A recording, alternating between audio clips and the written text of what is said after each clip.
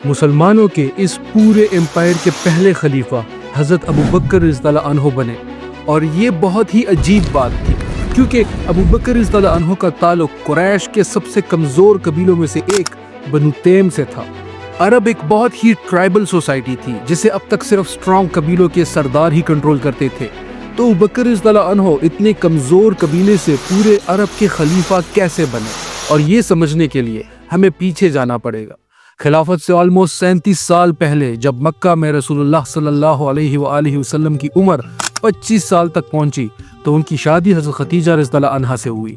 اب یہاں ایک بہت ہی امپورٹنٹ پوائنٹ ہے کہ اس زمانے میں لوگوں کی شادیاں بہت کم عمر میں ہوتی تھی، جیسے کہ 14، 15، 16 سال کی عمر میں، تو آپ صلی اللہ علیہ وآلہ وسلم کی شادی اتنی لیٹ 25 سال کی عمر میں کیوں ہوئی؟ کیونکہ شادی کے لیے جو چیزیں ایک ینگ لڑکے میں دیکھی جاتی ہے، فار ایگزامپل اپنا گھر، کاروبار اور سپورٹ کے لیے ماں باپ، ان میں سے کوئی بھی چیز آپ صلی اللہ علیہ وآلہ وسلم کے پاس نہیں تھی، بلکہ آپ صلی اللہ علیہ وسلم تو بچپن سے اپنے چچا ابو طالب کے گھر میں رہتے تھے۔ لیکن اس سب کے باوجود آخر 25 سال کی عمر میں آپ صلی اللہ علیہ وآلہ وسلم کی شادی حضرت خدیجہ رضی اللہ عنہا سے ہوئی، جو مکہ کی سب سے رچ عورتوں میں سے ایک تھی۔ ان کا بزنس پورے عرب اور ایون عرب سے باہر شام تک پھیلا ہوا تھا، اور ان کے اسی دولت کو دیکھ کر مکہ کے ابو جہل اور باقی بڑے بڑے سرداروں نے انہیں شادی کا پیغام بھی بھیجا تھا، لیکن انہوں نے ان سب کو ریجیکٹ کر کے آپ صلی اللہ علیہ وآلہ وسلم سے شادی کی۔ شادی کے بعد آپ اپنے چچا ابو طالب کے گھر سے خدیجہ رضی اللہ عنہا کے ساتھ الگ گھر میں شفٹ ہوئے، اور وہاں سے آہستہ آہستہ ان کا پورا بزنس مینج کرنے لگے، اور اس طرح بہت تیزی سے آپ صلی اللہ علیہ وآلہ وسلم مکہ کے سب سے رچ لوگوں میں سے ایک بن گئے۔ اب اراؤنڈ دا سیم ٹائم مکہ میں ایک اور ینگ جوان لڑکا اپنا بزنس بہت تیزی سے بڑھا رہا تھا، جس کا نام عبد الکعبہ تھا اسلام لانے سے پہلے، اور اسلام لانے کے بعد عبداللہ، جو ابو بکر کے نام سے مشہور ہے۔ ان کا کپڑوں کا کاروبار مکہ میں بہت تیزی سے گرو کر رہا تھا، جس کی وجہ سے وہ یمن، شام، ہر طرف سفر کرتے رہتے تھے، اور ایک دن انہی بزنسز کے دوران آپ صلی اللہ علیہ وآلہ وسلم اور حضرت ابو بکر رضی اللہ عنہ کی ملاقات ہوئی، اور آہستہ آہستہ جوانی سے ہی یہ دونوں ایک دوسرے کے بہت کلوز فرینڈز بن گئے، کیونکہ آپ صلی اللہ علیہ وآلہ وسلم اور حضرت ابو بکر رضی اللہ عنہ دونوں جوانی سے ہی مکہ کے ریلیجن کو صحیح نہیں سمجھتے تھے، مطلب لات، منات اور عزا جیسے بتوں کو اصلی خدا نہیں سمجھتے تھے۔ کافی سالوں کی دوستی کے بعد جب آپ صلی اللہ علیہ وآلہ وسلم کے پاس حضرت جبریل علیہ السلام اسلام کا میسج لے کر آئے، تو حضرت خدیجہ رضی اللہ عنہا اور علی رضی اللہ عنہ کے بعد سب سے پہلے اسلام ان کے بیسٹ فرینڈ حضرت ابو بکر رضی اللہ عنہ نے قبول کیا، اور اپنے باقی دوستوں کو بھی آپ صلی اللہ علیہ وآلہ وسلم کے پاس اسلام قبول کرنے کے لیے لے آئے، اور آگے چل کر ان کے یہی دوست اسلام کے سب سے بڑے لیڈرز بنے، جیسے کہ تیسرا خلیفہ حضرت عثمان رضی اللہ عنہ، عبد الرحمن بن عوف، زبیر، طلحہ، ابو عبیدہ اور سعد بن ابی وقاص رضی اللہ عنہ۔ اسلام کی طرف سب سے پہلے مکہ کے طاقتور نہیں بلکہ مکہ کے سب سے غریب لوگ آئے، جن میں سے بہت سارے تو غلام تھے، کیونکہ پہلی بار اسلام نے انہیں یہ سوچ دی تھی کہ وہ کسی انسان کے نہیں بلکہ صرف اور صرف اللہ کے غلام ہیں، اور اسی سوچ کی وجہ سے آہستہ آہستہ عرب کا ٹرائبل نظام خراب ہونے لگا، کیونکہ پہلی بار غلام اپنے آقاؤں کے سامنے کھڑے ہونے لگے۔ لیکن جیسے میں نے کہا، عرب بہت ہی ایک سخت ٹرائبل سوسائٹی تھی، which means ان غلاموں کو پروٹیکٹ کرنے والا مکہ میں کوئی بھی نہیں تھا، جس کی وجہ سے بہت تیزی سے ان غلاموں کے ماسٹرز نے ان پر ظلم کرنا شروع کر دیے،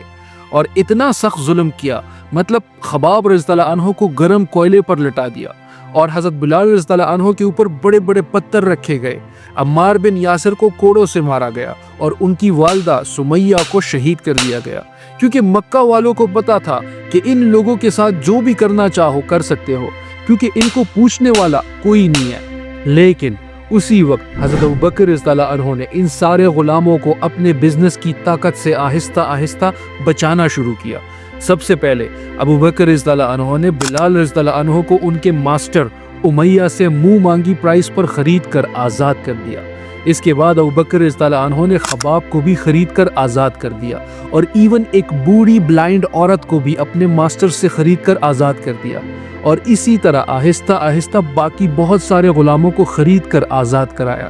مکہ کے لوگ اور ایون حضرت ابوبکر رضی اللہ عنہ کے والد جو خود مسلمان نہیں ہوئے، سب اس بات پر حیران تھے کہ ابوبکر رضی اللہ عنہ آخر کیوں ایسے کمزور لوگوں کو آزاد کر رہے ہیں جو اتنے غریب ہیں کہ وہ اسلام کی طاقت بڑھانے میں بھی کوئی خاص رول ادا نہیں کر سکتے۔ مطلب ایک بلائنڈ بوڑھی عورت زیادہ سے زیادہ اسلام کے لیے کیا کرے گی؟ لیکن پھر بھی حضرت ابوبکر رضی اللہ عنہ ان سارے غلاموں کو ڈبل ٹرپل پرائس پر خرید کر آزاد کرتے رہے۔ اس اتنے سخت ظلم کی وجہ سے اسلام کے پہلے دنوں میں مسلمان اپنی ساری ایکٹیویٹیز باقی مکہ والوں سے بالکل چھپ کے کیا کرتے تھے، جس کے لیے انہوں نے ایک سیکرٹ ہیڈ کوارٹر بھی بنایا تھا جس کا نام دارالارقم تھا، اور مسلمانوں کا یہ سیکرٹ ہیڈ کوارٹر بھی حضرت ابوبکر رضی اللہ عنہ کی فنڈنگ سے ہی چلتا تھا۔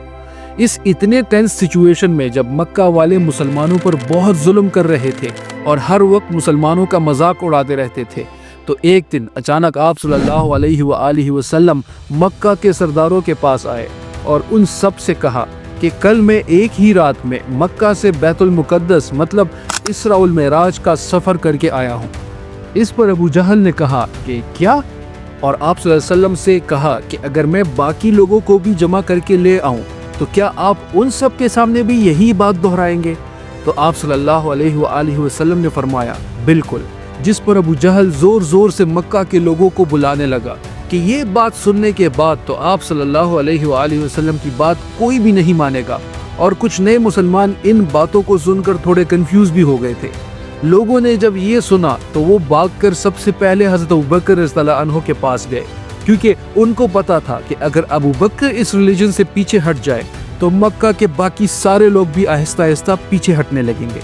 لیکن حضرت ابوبکر رضی اللہ عنہ نے فرمایا کہ اگر یہ رسول اللہ صلی اللہ علیہ وآلہ وسلم نے کہا ہے تو یہ بات بالکل سچ ہوگی۔ اس پر اس دن سے ابوبکر رضی اللہ عنہ کا نام ابوبکر الصدیق پڑا، which means Abubakar the truthful۔ ان حالاتوں کے بعد مسلمانوں کا مکہ میں رہنا امپاسبل ہو گیا تھا، اور وہ آہستہ آہستہ مکہ سے مدینہ کی طرف شفٹ ہونے لگے۔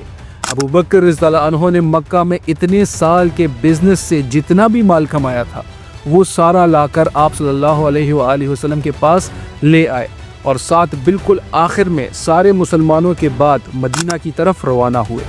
مدینہ ہجرت کرنے کے کچھ ہی عرصے بعد مسلمانوں کی پہلی بڑی جنگ ہوئی، جنگ بدر، جس میں ابوبکر رضی اللہ عنہ مسلمانوں کی طرف سے لڑ رہے تھے، جبکہ ان کا اپنا بیٹا دشمنوں کی طرف سے لڑ رہا تھا۔ مطلب باپ ایک فوج میں اور بیٹا دوسری فوج میں، جو اس سے پہلے عرب میں کبھی بھی نہیں ہوا تھا، کیونکہ عرب کی ساری جنگیں ہمیشہ قبیلوں کے ہی درمیان ہوتی تھی۔ جنگ کے بعد ان کے بیٹے کو مسلمانوں نے گرفتار کر لیا، اور گرفتار ہونے کے بعد اس نے ابوبکر رضی اللہ عنہ سے کہا کہ میں جنگ میں یہ کوشش کر رہا تھا کہ آپ سے دور ہی رہوں تاکہ ہمارا آمنا سامنا نہ ہو۔ اس پر حضرت ابوبکر رضی اللہ عنہ نے کہا کہ اچھا، میں تو جنگ میں تمہیں ہی ڈھونڈ رہا تھا، اور اگر تم میرے سامنے آ جاتے تو میں تمہیں مار دیتا۔ مطلب بالکل حضرت ابراہیم علیہ السلام کی طرح ابوبکر رضی اللہ عنہ اللہ کے لیے اپنے بیٹے کو بھی قربان کرنے کے لیے بالکل تیار تھے۔ اور جب جنگ تبوک میں سارے مسلمان اپنے مال کا کچھ حصہ اور کچھ مسلمان اپنے مال کا آدھا حصہ آپ صلی اللہ علیہ وآلہ وسلم کے سامنے پیش کر رہے تھے، تو حضرت ابوبکر رضی اللہ عنہ نے اپنی ساری دولت جو بھی تھی لا کر آپ صلی اللہ علیہ وآلہ وسلم کے سامنے رکھ دی۔ ابوبکر رضی اللہ عنہ کے ان سارے قربانیوں کو دیکھ کر آپ صلی اللہ علیہ وآلہ وسلم نے ایک دن فرمایا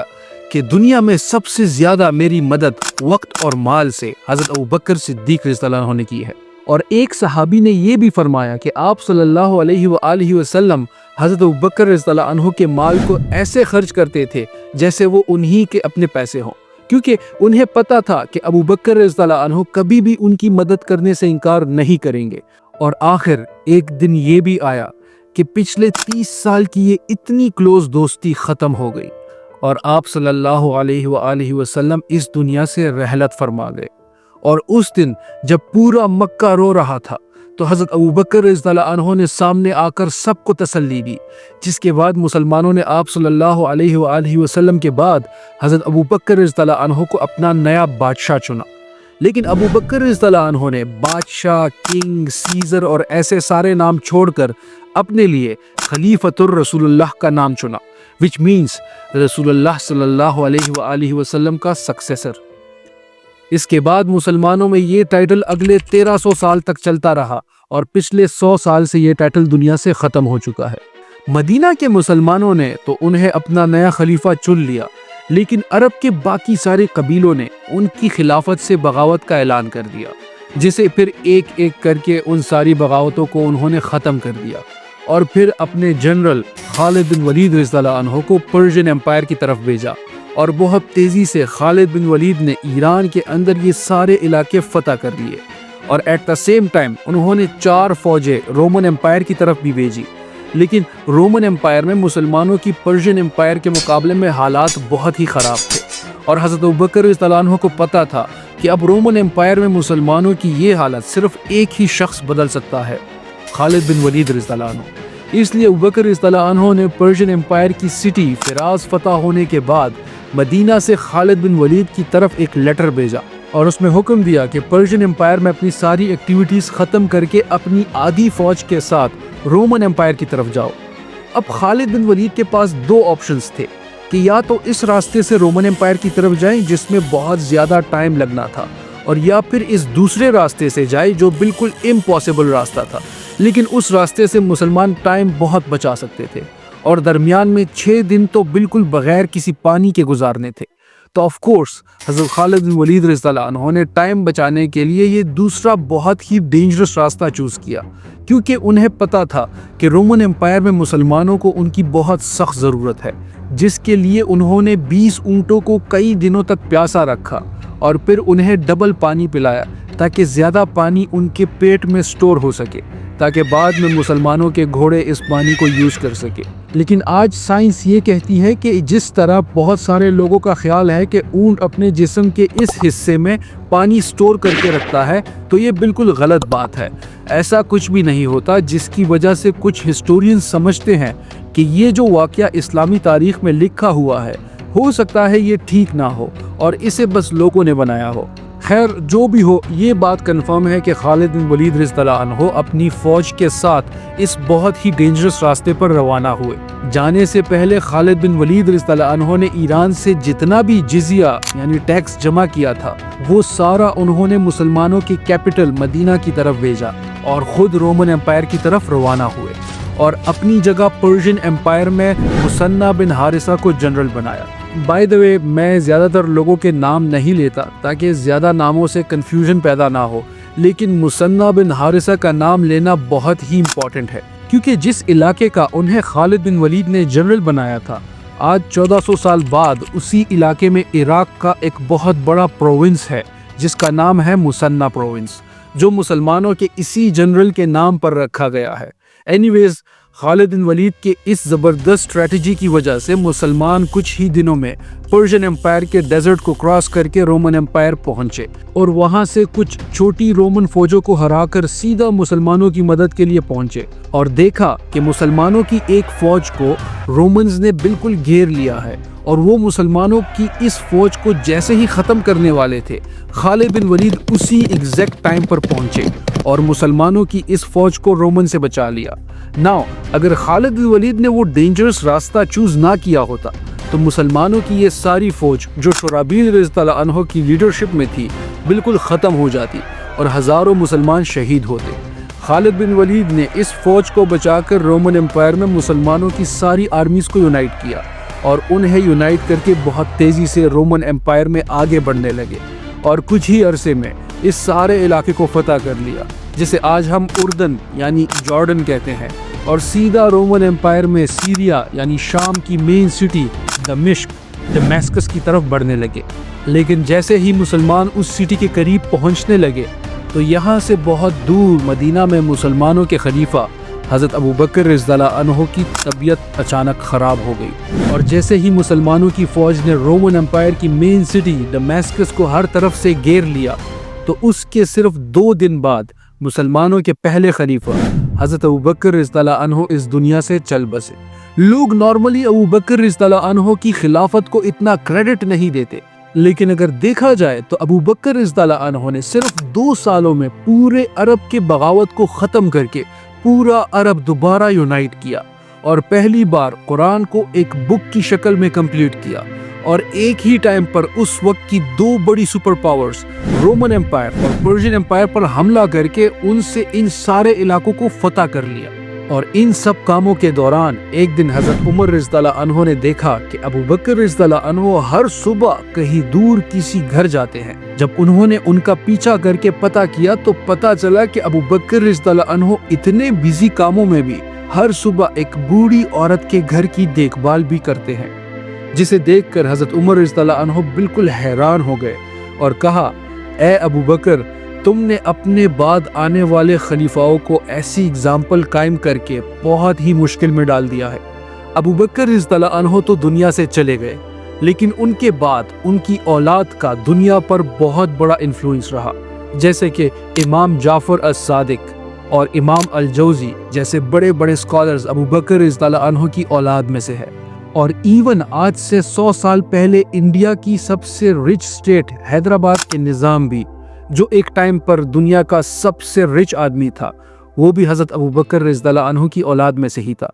جمادی الاخر کی 7 تاریخ 13 ہجری کو، جو آج کے 8 اگست 634 AD کے مطابق تھی، حضرت ابو بکر رضی اللہ عنہ بیمار ہو گئے اور اس بیماری سے وہ کبھی صحت یاب نہیں ہو پائے۔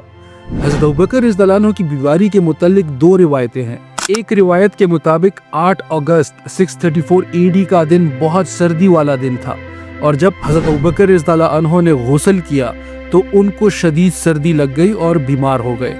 دوسری روایت کے مطابق تقریباً 1 سال پہلے 2 اور صحابہ حریت بن قلادہ اور عتاب بن اسید کے ساتھ ابو بکر رضی اللہ عنہ نے ایسا کھانا کھایا تھا جس میں زہر ملا ہوا تھا، اور یہ ایسا زہر تھا جس کا اثر 1 سال بعد ہونا تھا۔ حریت بن قلادہ اور عتاب بن اسید بھی اسی دن وفات پا گئے جس دن حضرت ابو بکر رضی اللہ عنہ کا انتقال ہوا، جو اس تھیوری کی تصدیق کرتا ہے کہ ابو بکر رضی اللہ عنہ کی موت زہر کے اثر کی وجہ سے ہوئی تھی۔ ان کے طبیب کے مطابق ابو بکر رضی اللہ عنہ کو تیز بخار ہو گیا تھا اور وہ بستر پر ہی پڑے رہے۔ ان کی بیماری کافی لمبی پڑ گئی تھی، اور جب ان کی حالت خراب ہوئی تو انہیں احساس ہو گیا تھا کہ ان کا آخری وقت قریب ہے۔ لیکن ابو بکر رضی اللہ عنہ نے وفات سے پہلے ایک بہت بڑا کام کیا تھا۔ جیسے ہی ان کی بیماری بڑھتی گئی، انہیں پتہ چل گیا کہ ہو سکتا ہے یہ اب ان کی دنیا میں آخری دن ہو، اس لیے انہوں نے جلد ہی اپنے سارے ٹرسٹڈ ایڈوائزرز کو بلایا اور ان ساروں کو پہلے سے ہی بتا دیا کہ میرے بعد مسلمانوں کے اس اتنی بڑی امپائر کا دوسرا خلیفہ کون ہوگا۔